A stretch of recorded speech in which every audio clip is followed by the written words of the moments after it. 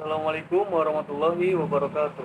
Perkenalkan, nama saya Muhammad Evan Fauzan dengan NIM 17220088 dari kelas 17 6A 27. Puji syukur kehadirat Allah Subhanahu wa taala atas rahmat dan karunia-Nya saya bisa membuat video ini dalam keadaan sehat walafiat. Hari ini saya akan mengajak Anda sekalian dalam sebuah perjalanan intelektual menyelami kekayaan pemikiran Islami melalui resensi 3 buku yang fundamental.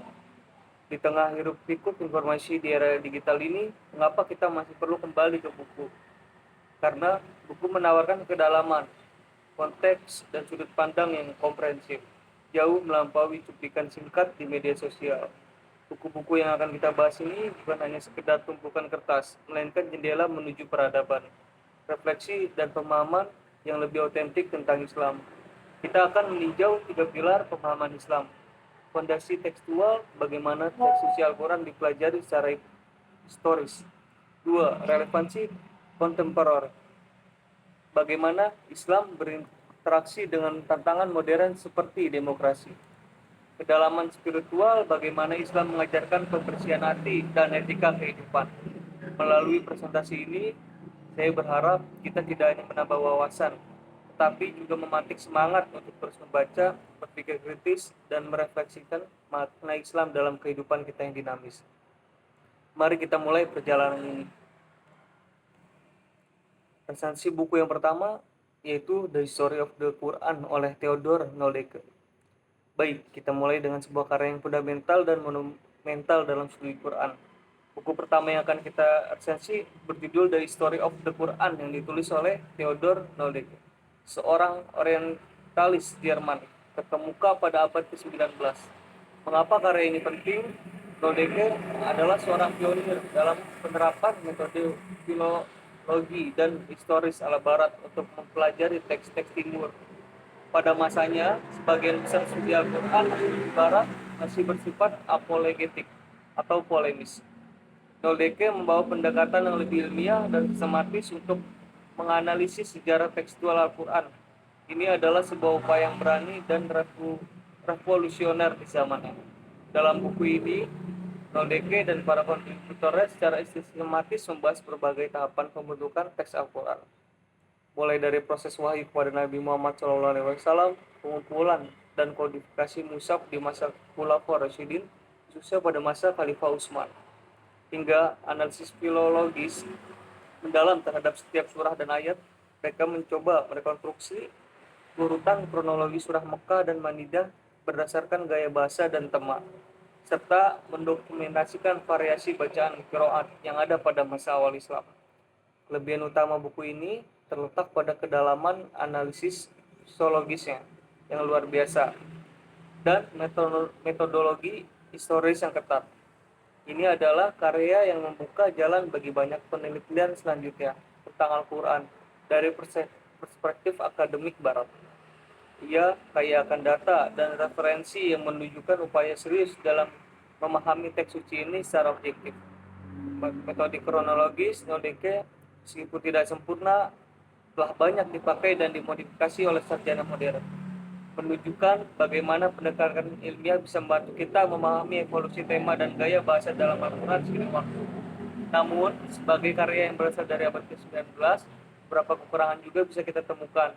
Pendekatan orientalis terkadang dikritik karena kurangnya perspektif internal Muslim atau potensi Barat atau potensi bias tertentu.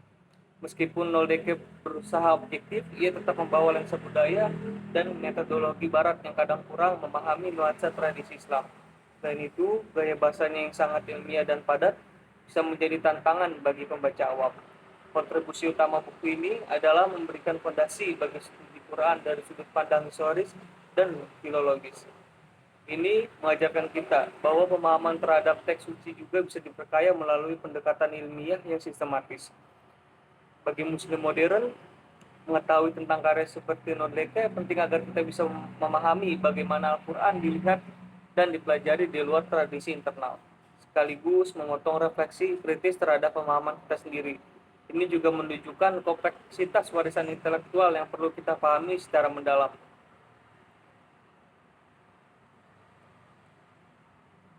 Untuk resensi dari buku kedua, yaitu Islam and the Challenge of Democracy, A Grand Narrative oleh Khalid Abou el-Fadl.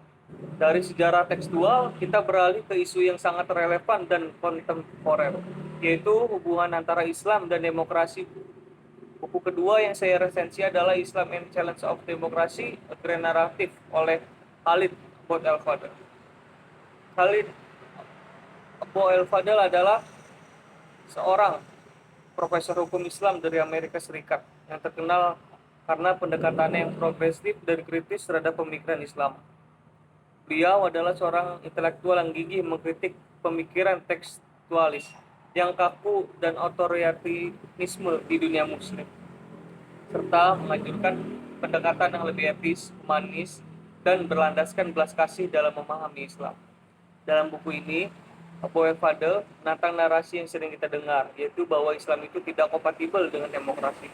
Beliau berargumen bahwa justru nilai-nilai fundamental Islam seperti keadilan, kebebasan, dan akuntabilitas sangat mendukung prinsip-prinsip demokrasi. Dia menegaskan bahwa Islam pada intinya adalah agama belas kasih, rahmah, dan keadilan, adil, dan bahwa penafsiran yang benar terhadap teks-teks Islam akan mengarahkan kita pada dukungan terhadap pemerintah yang demokratis. Abou el-Fadl menggunakan istilah grand naratif untuk menunjukkan bahwa Islam bukanlah sekedar kumpulan hukum, melainkan sebuah kisah besar tentang tujuan moral dan etika. Bagi dia, Islam adalah tentang belas kasih, keadilan, dan keindahan ihsan.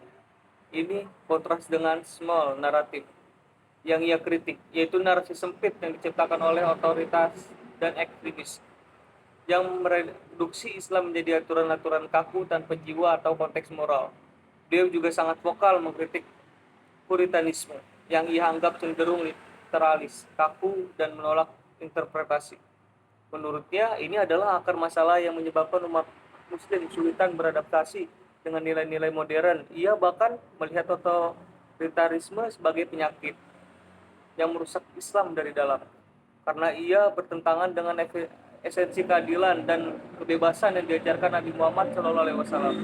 Abou el-Fadl membahas secara mendalam konsep seperti musyawarah syura, kemaslahatan publik, maslahah, dan perlindungan minoritas dalam tradisi Islam, lalu mengaitkannya dengan gagasan pemerintah yang adil dan demokrasi. Kelebihan buku ini adalah relevansinya yang sangat tinggi dengan perdebatan politik dan sosial ini di dunia muslim. Buku ini memberikan perspektif yang menyegarkan dan menantang pandangan konvensional, menunjukkan bahwa Islam memiliki potensi besar untuk menjadi kekuatan pro-demokrasi. Argumennya dibangun di atas analisis yang kuat terhadap sumber-sumber Islam klasik. Sebagai kekurangan, beberapa kritikus mungkin menganggap argumennya terlalu idealis atau kurang memperhatikan realitas politik yang kompleks di beberapa negara muslim. Gaya penulisannya juga cukup padat dengan terminologi hukum Islam yang membutuhkan konsentrasi lebih dari pembaca umum. Kontribusi buku ini sangat signifikan dalam memperkaya diskusi tentang reformasi dan modernisasi Islam. Ini memberikan harapan bahwa Islam dapat menjadi kekuatan pendorong bagi masyarakat yang lebih adil dan bebas. Abou el-Fadl mengingatkan kita akan tanggung jawab ulama dan gagasan intelektual muslim untuk berani menginterpretasi ulang teks-teks agama dan menolak gagasan-gagasan yang bertentangan dengan nilai universal kemanusiaan. Buku ini sangat direkomendasikan bagi siapapun yang tertarik pada politik Islam, studi demokrasi, atau hak asasi manusia dalam konteks Islam.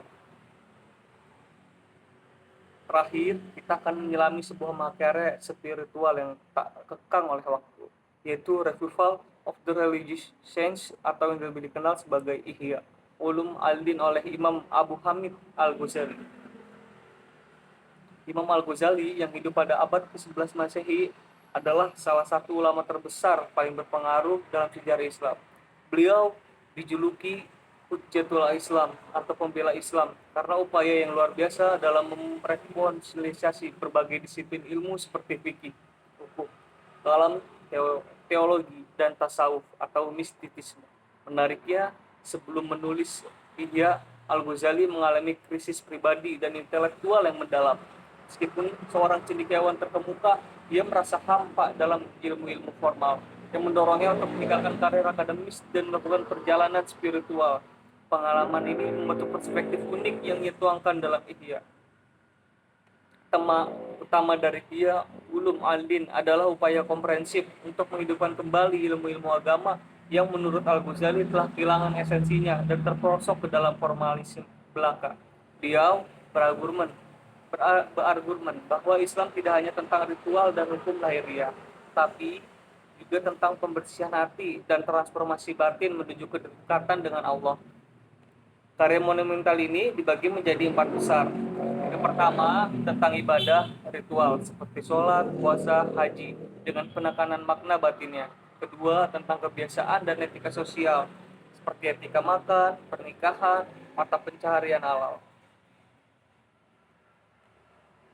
Ketiga, tentang hal-hal yang merusak hati, dosa-dosa batin seperti kesombongan, iri hati, ria, dan tamak. Dan keempat, tentang hal-hal yang menyelamatkan sifat-sifat terpuji seperti sabar, syukur, ikhlas, dan cinta Allah. Kelebihannya, utama dari Ihya Ulum Al-Din adalah kedalaman dan daya jangkau materinya yang luar biasa. Al-Ghazali berhasil mengintegrasikan aspek syariat dan tasawuf.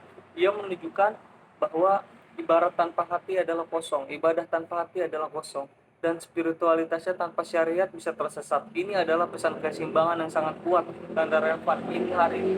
Buku ini juga kaya dengan hikmah, kisah-kisah inspiratif, dan pendekatan yang sistematis untuk memahami kondisi hati manusia. Namun, sebagai kekurangan, buku ini sangat panjang dan detail, sehingga bisa menjadi tantangan bagi pembaca modern yang mungkin kurang terbiasa dengan gaya penulisan klasik. Beberapa bagian mungkin mengandung narasi atau kisah yang perlu diverifikasi lebih lanjut dari sudut pandang ilmiah modern. Kontribusi ia Ulum Albin terhadap peradaban Islam sangatlah besar. Buku ini tidak hanya menjembatani sejangan antara ulama dan fikih dan sufi, tetapi juga mengingatkan kita akan pentingnya dimensi batiniah dalam beragama. Ia menjadi salah satu buku yang paling banyak dipelajari dan dihafalkan, membentuk pemahaman moral dan spiritual jutaan orang. Di tengah hiruk-pikuk kehidupan modern, ia menawarkan oase ketenangan dan pandangan untuk mencari makna, mengingatkan kita untuk mencari esensi ibadah dan muamalah yang berlandaskan pada akhlak dan kesucian hati. Kita kita telah mengarungi 3 samudra ilmu yang berbeda namun saling melengkapi, dari sejarah dan tradisi teks suci Al-Quran melalui Nolbeke, lalu perdebatan kontemporer tentang Islam dan demokrasi melalui Abu Elfad, hingga kedalaman spiritual dan etika dalam Islam melalui Imam Al-Ghazali. Ketika buku ini mengajarkan kita beberapa hal penting. Pertama, bahwa studi Islam itu multidimensional, tidak hanya terpaku pada satu aspek saja. Kedua, bahwa tradisi intelektual Islam sangat kaya dan dinamis, mampu beradaptasi dan menjawab tantangan zaman. Ketiga, bahwa Islam adalah agama yang mengedepankan keadilan, belas kasih, dan pencarian makna batin. Membaca buku-buku ini tidak hanya menambah pengetahuan, tetapi juga mengundang kita untuk merenung, berdiskusi, dan menjadi muslim yang lebih kritis, adil, dan berakhlak mulia. Saya berharap resensi ini dapat memotivasi kita semua untuk terus mencari ilmu, menggali kekayaan intelektual Islam, dan menerapkannya dalam kehidupan sehari-hari untuk membangun peradaban yang lebih baik. Sebagai penutup, saya ingin mengutip sebuah ungkapan bijak, membaca adalah melawan lupa. Dengan membaca, kita tidak hanya mengingat masa lalu, tetapi juga memahami masa kini dan merancang masa depan yang lebih baik. Terima kasih banyak atas perhatian dan waktu Anda. Jika Anda tahu yang berdiskusi lebih lanjut, saya persilahkan. Wassalamualaikum warahmatullahi wabarakatuh.